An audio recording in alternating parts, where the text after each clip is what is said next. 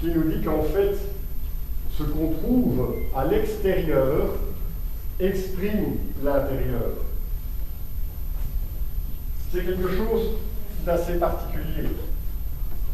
Si vous voulez comprendre ce que c'est qu'un principe holographique, vous regardez simplement ce qu'il y a ici dans cet amphithéâtre, le papier, les bics, les vestes, les lunettes, toutes vos caractéristiques, et tout ce qui se trouve ici, y compris l'espace qu'il y a entre vous, etc., etc., va se retrouver informé sur les murs, les plafonds, le sol de l'amphithéâtre. C'est ça un principe holographique. Il y a des études qui ont été faites et on se rend compte qu'en fait, l'information, ça fonctionne un petit peu comme l'information que vous avez en informatique, 1 ou 0, qu'on appelle un bit finalement. Et c'est ça qu'on va retrouver. Et donc, on va avoir les plus petites longueurs d'onde possibles, qui est la longueur d'onde de Planck, en tout cas la longueur d'onde, qui est la longueur de Planck, mais qui correspond à une onde électromagnétique. Donc, on va les mettre partout à l'extérieur, et c'est finalement grâce à ces petits volumes de Planck que l'information va être conservée. Et en fait, on a de la marge. Toutes les informations que vous voyez ici peuvent être encodées sur 1/4 de l'horizon des événements. On n'a même pas besoin de tout. Donc finalement, en gros, votre ordinateur a largement la capacité de gérer toutes les informations que l'on va trouver à l'intérieur. Donc, l'information contenue dans le volume d'un trou noir peut être exprimée en termes de bits. C'est ce qu'on va trouver, c'est ce qui donne le terme de modèle holographique. Présenté par rapport à la théorie de Nassim, ça nous donne quoi? L'intérieur est rempli de sphères de Planck, quel que soit le volume. Finalement, mais ici, on imagine qu'on remplit tout cet amphithéâtre de petites sphères de Planck. Et puis, à l'extérieur, il y a les surfaces équatoriales de Planck. Et ici, c'est intéressant, parce que quelle est la surface extérieure d'une sphère? Ça va être 4 pi r carré. Et la surface équatoriale, le disque au milieu, c'est pi r carré. Vous avez donc un rapport entre la surface équatoriale et l'extérieur, la surface de la sphère, de 1 pour 4. Puisque 1/4 de l'information suffit, on peut se contenter de mettre des surfaces équatoriales ici. Ça tombe vraiment bien. Je trouve que la nature elle est bien faite parfois. Donc, voici le principe holographique tel qu'il est résumé ou utilisé dans la théorie de Nassim. Alors, une petite idée de ce que signifie la théorie quantique. Donc, à partir du moment, comme je vous l'ai dit, où on a commencé à travailler à tout ce qui était tout petit, on s'est rendu compte que, avec les connaissances que l'on avait, la physique classique ne fonctionnait pas. La plupart du temps, on était dans des vitesses relativistes, proches de la vitesse de la lumière, donc les phénomènes d'espace-temps, ça variait. Ça pouvait poser un problème aussi d'incertitude. On ne pouvait pas dire, lorsque je fais un graphique, voilà, je viens de Bruxelles, je vais jusqu'à Belfort, c'est assez facile, je peux dire, 1 heure plus tard, j'aurais fait 120 km de plus, je serai donc à tel endroit. 2 heures plus tard, donc on peut connaître l'espace, si jamais on a la vitesse par exemple, ou on peut connaître différents trucs. Vous connaissez, donc si on a les mètres de temps, on peut connaître la vitesse. Si jamais on a la vitesse, on peut connaître le temps. Si on a l'espace, on peut jongler comme ça. En quantique, ce n'est pas la même chose parce que vous avez l'incertitude. Donc, ça ne fonctionne pas aussi facilement.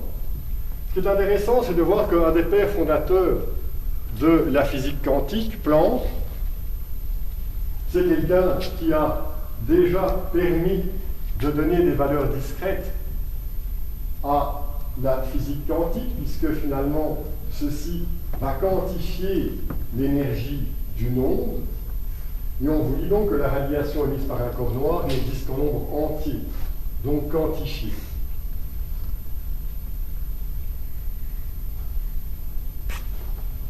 Donc, ce qui est aussi intéressant de se rendre compte, c'est qu'à l'époque déjà, on a la constante de Planck qui est égale à h au 2pi, mais ça veut dire aussi que ces petites entités sont en mouvement. Il y a un phénomène de rotation. Lorsque vous voyez, donc Planck utilise une constante proportionnelle entre l'énergie et la fréquence d'une onde électromagnétique pour définir les paquets d'énergie. Donc ça c'était la formule précédente, E est égal à h nu. Donc que l'on appelle quanta et qu'Einstein plus tard appelait photon en décrivant l'effet photovoltaïque. La constante de Planck définit un paquet d'énergie ayant un moment angulaire appelé quantum d'action.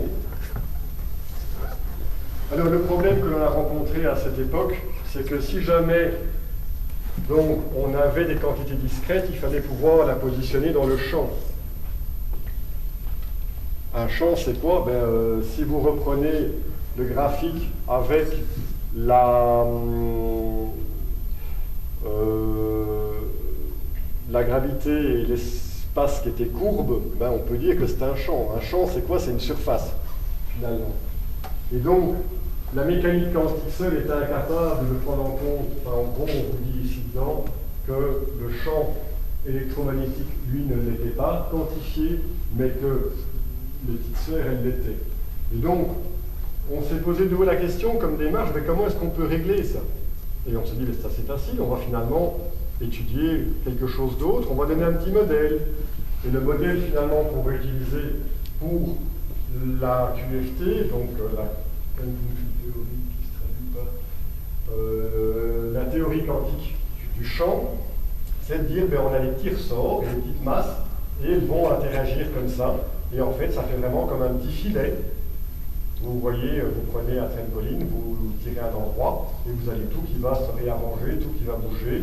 Là, on peut définir le champ à peu près de cette façon-là. C'est ce qui vous donne cette forme ici. Donc, la QFT décrit l'espace comme s'il était rempli de paquets discrets interconnectés d'énergie et d'ondes, comme des petites boules connectées par les ressorts. Puisque une fois qu'on a des petites boules et des ressorts, on est de nouveau dans quelque chose qui est quantifié. On peut compter le nombre de petites boules et de petits ressorts. Bon, bien entendu, quand vous regardez ça, vous vous dites que l'énergie que l'on trouve là-dedans, elle est colossale, elle est infinie. Pourquoi? Parce que vous avez, dans ce qu'on appelle le vide, plein de vibrations, plein de longueurs d'onde différentes. Si vous faites la somme de quelque chose qui est infini, vous avez une quantité infinie. De nouveau, si je reprends le raisonnement de Nassim, lui, ce qu'il se disait, c'était qu'on retrouve partout des sphères, mais la seconde chose qu'on retrouve partout, c'est le vide. Le vide est vraiment ce qu'on trouve à toutes les échelles et partout. Entre les galaxies, vous avez du vide. Mais vous avez du vide à l'intérieur de vos atomes. Si vous prenez ce banc où je suis assis dessus et que vous me réduisez de 10-15 mètres, je passerai à travers ce banc. Je serai comme si j'étais entouré d'étoiles. La matière, si vous diminuez vos yeux de façon à pouvoir voir à l'échelle de 10-15 mètres, vous allez ici vous trouver comme dans une nuit étoilée, remplie d'étoiles, remplie de planètes. Pourquoi? Parce qu'il y a du vide. Et le vide que vous avez, j'ai fait le calcul, il est facile à faire, entre deux atomes, l'espace que vous avez, si vous mettez ces atomes à l'échelle du Soleil, par exemple, vous aurez une distance beaucoup plus grande que la distance entre le Soleil et la Terre. Donc l'espace entre vos atomes est énorme aussi, une fois qu'on se met à des petites dimensions. Et comme par hasard, correspond aussi à un espace que l'on peut trouver autour de nous, dans le cosmos. Donc le problème que l'on avait en mathématiques, c'est de se voir avec un paquet d'énergie infinie. Mais qu'est-ce qu'on fait avec l'énergie? Parce que si je veux multiplier l'énergie qui est infinie par 2, je vais avoir toujours une infinité d'énergie, ça pose un problème. Comment est-ce que ça varie, l'énergie, quand elle est infinie? Si je veux diviser par 3 l'infini d'énergie, j'aurai toujours l'infini. Si je veux additionner quelque chose, donc mathématiquement, pour voir comment varie l'énergie, mais on ne peut pas la laisser sous forme infinie. Il faut lui donner une valeur pour voir les tendances. Qu'est-ce qui va se passer quand je fais ça? Ben, si c'est infini, il ne se passe rien en fait. Donc, on a donc normalisé l'infini de l'énergie, ou plutôt l'énergie infinie qu'on a dans le vide. Pour ce faire, on a utilisé donc la plus petite oscillation possible du champ électromagnétique, qui est la constante de Planck. De nouveau, la méthode pour quantifier cette énergie infinie du vide est assez simple et assez logique. On a pris la plus petite partie qui existe. Et on l'a mis sous forme de sphère, on aurait pris des carrés, ça n'aurait pas changé grand-chose. On a rempli le cube d'autant de petites sphères, autant de petits cubes, peu importe, que l'on a pu mettre ici dedans. Et on a regardé combien il y en avait. Jusque-là, c'est facile. Là où ça pose un problème, c'est que la masse d'une sphère de Planck est très élevée. C'est une particule qui vaut 10-5 grammes. Et 10-5 grammes par rapport à un atome qui en vaut 10-24. 10-24 grammes, un atome, Planck qui est 10 exposant 20 fois plus petit que ça, pèse en fait 10 exposant 15 fois plus ou 10 exposant 19 fois plus. Donc il y a un problème de hiérarchie. Donc directement les gens peuvent dire « Ah ben non, hein, ça ne marche pas, ça ne peut pas exister, hein, puisque le proton comme je le vois ou l'atome comme je le vois, il est beaucoup plus lourd. » C'est pas logique, ça n'existe pas. Ben, peut-être que la logique, elle n'est pas comme on croit. Peut-être que c'est la masse de l'atome qui n'est peut-être pas juste. Donc, ce que Planck va nous dire, c'est, ben oui, ok, on a un problème de hiérarchie, on sait que c'est ça. Mais par contre, ça correspond à mes calculs, c'est juste. Moi, je dis que la masse de ma sphère de Planck, elle vaut 10-5 grammes. Je me rends bien compte qu'il y a un problème. Donc, il y a un problème de hiérarchie, mais c'est comme ça. Ce qui est aussi intéressant, et ce qui a posé énormément de problèmes à l'époque, c'est de se rendre compte que toute la matière connue de l'univers ne pèse que 10 exposant 55 grammes. Donc toute la matière connue de l'univers pèse moins que notre petit centimètre cube. Or, vous avez vu la taille de certains mastodontes tels qu'Aldebaran, etc., etc.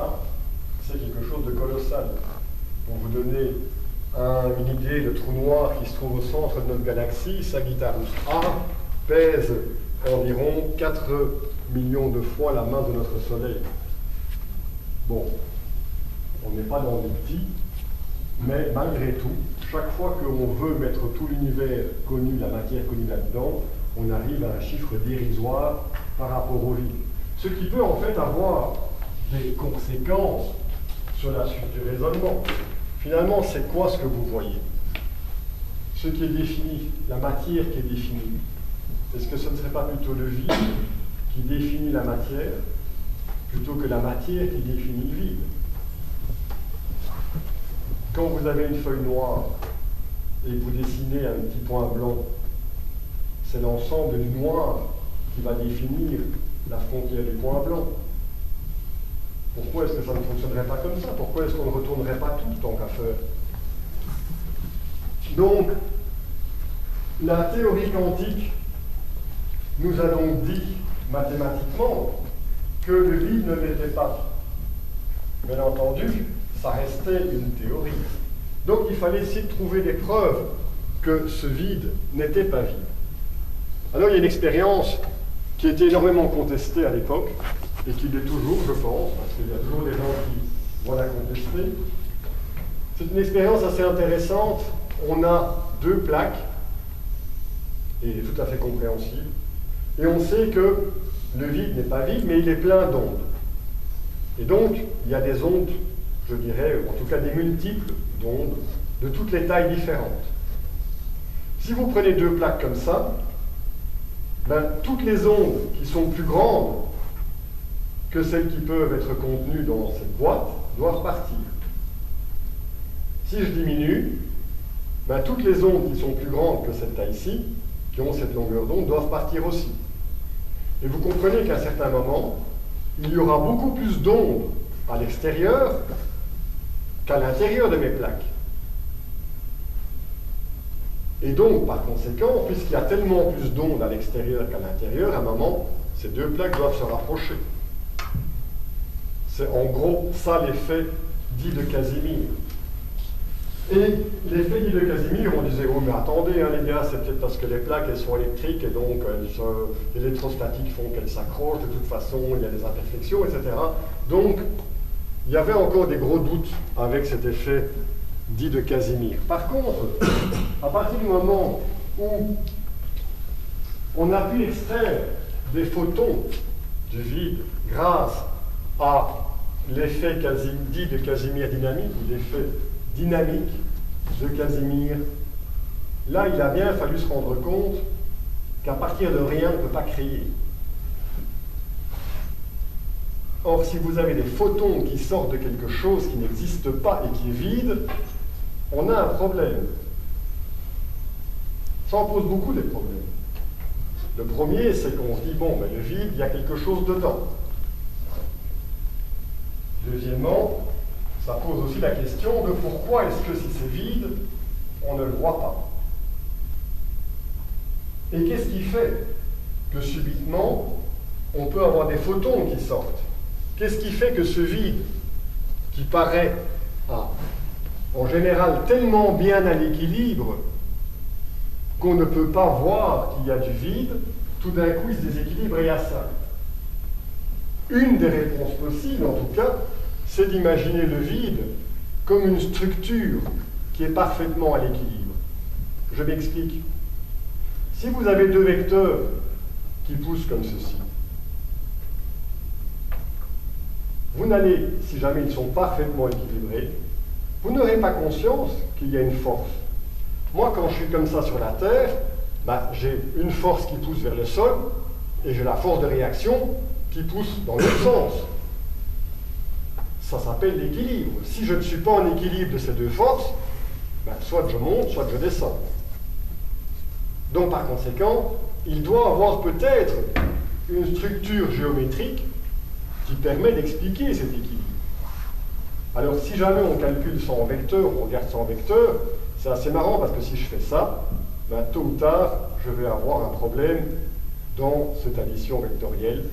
Si j'en rajoute un troisième, ben, ça ne marchera pas. Un quatrième, enfin bref, on va arriver à ce qu'on appelle un vecteur d'équilibre. Et je n'ai pas le modèle en tête, mais je crois qu'il doit y avoir 12 vecteurs qui vont rentrer, qui vont se mettre en équilibre. Et là, d'un point de vue géométrique en tout cas, on est dans une structure physique qui tient la route. Et comme par hasard, ces structures en équilibre, elles permettent une croissance harmonique. Ça veut dire que cette structure en équilibre permet d'avoir des modèles au-dessus et en dessous. Or, qu'est-ce qu'on voit? On voit que, on verra plus tard, mais l'organisation de l'univers en trou noir permet des organisations en échelle aussi. Donc, toujours est-il que notre vide ne l'est plus. Vous allez toujours trouver des gens qui vont dire mais c'est une blague, le vide il est vide, regardez, j'avance, je ne vois rien. Ah oui, ok. Donc, pour tous ces gens qui pensent que tout ce qu'ils voient est la réalité et tout ce qu'ils lisent est la réalité, ils ont eu un petit choc. Et ce petit choc, c'est que le rayon du proton, tout à coup, il a décidé de rétrécir. En fait, le fait que le rayon du proton a rétréci c'est pas juste un phénomène où on dit tiens, c'est embêtant. Mais dans le modèle standard, tout ce qui permettait de déterminer le modèle du proton, qu'on appelle en fait le QED, ainsi que le facteur G d'union, ce sont des termes très techniques, mais c'est en fait basé sur le rayon du proton. Le fait que le rayon du proton varie, ça nous dit que le QED est faux. Et donc le modèle standard est faux aussi. Donc notre modèle standard qu'on a bâti depuis 70 ans, ben, il est fameusement ébranlé par ça. C'est beaucoup plus fondamental qu'un phénomène de mode où on se dit ben oui, c'est pas grave, il a rétréci et alors on utilisera de nouvelles valeurs. Non, c'est différent. Et en fait, il a rétréci tout simplement parce qu'on a utilisé ce qu'on appelle l'hydrogène ionique. L'hydrogène, c'est un élément qui a un proton et un électron. Et le fait de prendre l'hydrogène ionique, on prend simplement, non pas un électron, mais on va prendre quelque chose qui est, je crois, 207 fois plus lourd. Donc, on a des plus précises. Et il faut savoir que Randolph Paul, le gars qui a découvert ça au départ, il ne pensait absolument pas que le proton pouvait rétrécir. Il ne cherchait qu'à avoir je dirais, quelque chose de beaucoup plus précis. Il voulait trouver les 12 chiffres qui étaient après les valeurs qu'on avait trouvées. Donc il ne pensait absolument pas que ce rayon allait rétrécir, et le pauvre, quand il a vu que ce rayon n'était pas juste, il s'est dit, bah, attendez, on a fait une erreur les gars, qu'est-ce qui se passe? C'est pas possible.